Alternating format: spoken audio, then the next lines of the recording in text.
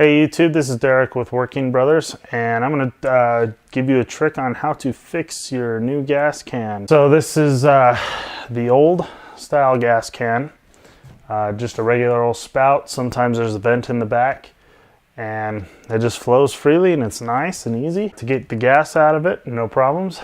Then we got these next two that are a little bit newer, when you have to like push this notch in, pull down, and then it comes with a spring that's been removed. But anyway, it always wants to come back up and you got to force it on there. It's a huge pain in the neck. This one's a little better. This is like my newest can, and you have to get this green thing just right. Of course I can't do it on camera. Yep, there we go. In order to open it up. And then this is the can that I fixed. It originally had something like this that broke because of the way you have to use it. It freaking brand new gas cans that don't work right when you get them.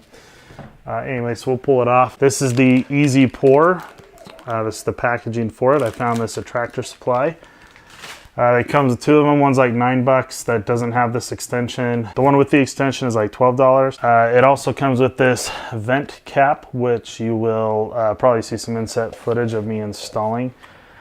And basically, yeah, it fixes a huge problem with the new gas cans these days that I absolutely can't stand, that drives me crazy. So eventually I'm going to put one of these Easy Pours on this two-stroke can, my little straight gas can, and I'll probably just leave the diesel can the way it is for now.